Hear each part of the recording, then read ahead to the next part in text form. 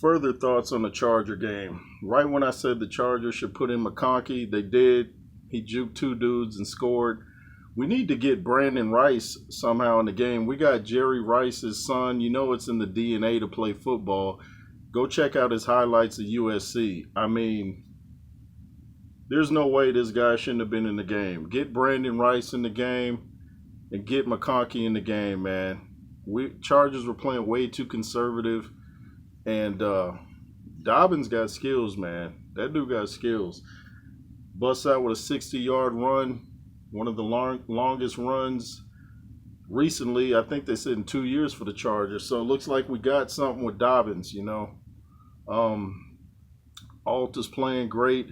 Defense was doing good against the run at first. Then they kind of got fatigued. But it was a great game, man. Great game. But I want to talk about this Anthony Joshua Dubois fight again. Been talking about it a lot. You guys seem to like that topic. It's my favorite division. And this fight is going to end up two ways. It's going to be like Joshua Ngannou. That's what I picked first. And if not, it'll be like Lewis Briggs. Like we're getting sequels to those fights. A lot of people are saying Dubois' jab is going to make the difference. I think he's got a great jab. He's focused, but he's doing things out of character. Like he had a birthday and he had Anthony Joshua's picture on the cake and he punches it. This is all stuff that someone is telling him to do. And that's the thing about Dubois. And I'm not picking on him, but you can tell he's easily influenced. I've seen him on interviews where the interviewer says something to him and he like piggybacks it like, yeah, like let's go with that. It's like you can talk him into stuff. I don't know if you guys grew up with somebody, you know, like that where you tell them to something like, hey, that kid looked at you funny. You gonna stand there and take it? Oh, he did? You gonna take that? Oh, yeah. He's one of them kind of dudes. So somebody's telling him to do that, and it's kind of crazy too because there's no need to try to promote the fight at this stage. Everybody's already tuning in. They had to add seats to the venue with so many people that want to see this. So I don't quite get all this new Daniel Dubois where he's going out of his way to talk and Don Charles is talking. You notice Ben Davison and AJ about their business? I saw a video the other day where AJ was with some comedian and AJ was talking about doing duck walks for 2 hours. And the guy said, what are you listening to while you do that? He said, my own thoughts. My own thoughts. That takes some serious discipline. I heard Johnny Nelson once say when he's training, he doesn't have any music. It's good to hear your own breathing and, you know, your own thoughts like that. Because when you're in the ring boxing and you're fatigued, there ain't no soundtrack. It's just you and your thoughts. So it's good to mimic what you're going to do in sparring and training. So when you get in a fight, you're not shocked or hit with something new. Like, what's this? I'm not ready for this.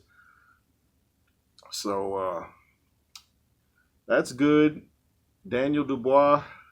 He has got to come out and perform. That's the only way to say it. And he's putting more pressure on himself by doing all the talking and smashing birthday cakes. He's putting more pressure on himself. He's making this probably harder or more intense than it has to be before the first bell even sounds because he's, you know, if you do no talking, the pressure's not on you. The pressure's on the guy that ran his mouth. So I just don't understand who's behind this. Is it Frank Warren?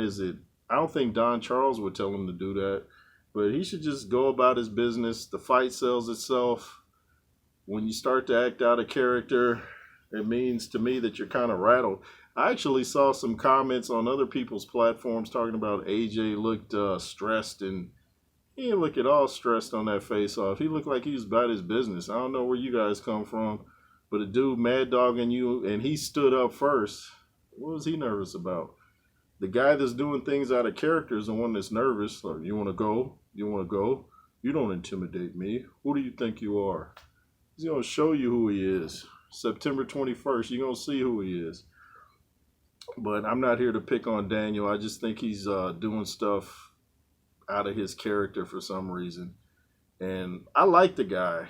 I like him, but he's just not ready for this test. Now, if he proves me wrong, hey, I'll have to come on and say, hey, you know, hats off to Dubois.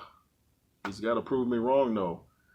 But there's no way I see this fight going 12 rounds by any circumstance. It's going to be like Joshua and Ngannou, or it's going to be like Lennox Lewis, Shannon Briggs, with, of course, Dubois being Briggs. And Lewis had some shaky moments. Found out he was out on his feet. Didn't even know that till years later. I thought he was off balance. Found out years later, Emmanuel Stewart was talking about that Lennox Lewis was pretty much out on his feet in that first round against Shannon Briggs. Gained his composure, knocked Briggs out. That was a great fight. If you haven't seen it, go check out Lennox Lewis versus Shannon Briggs.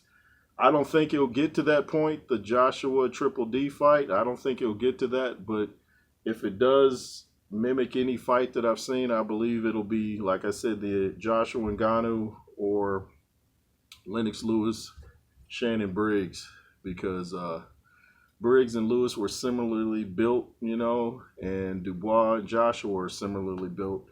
Lewis a little taller, just like Joshua a little taller. So that's the way I see it. I love this topic because I love when the big guys meet. Both guys are at their best, so it's a good time for them to meet. And no excuses from either guy. If AJ loses, I don't want to hear no excuses. If Dubois loses, don't want to hear no excuses. From Ben Davison or Don Charles or Frank Warren or Eddie Hearn, no excuses. Take it like a G if you lose and come back. That's all there is to it. And AJ's been pretty good at that when he's lost. Some will say, well, not in the second Usyk fight. Hey, whatever. But that's how I see it. I think at this point, though, Daniel Dubois needs to keep the mouth closed, focus. If he's going to have anyone do the talking, let Don Charles come in and do that, and just focus on your training. And most of all, Daniel, focus on your defense, because your defense is whack, man.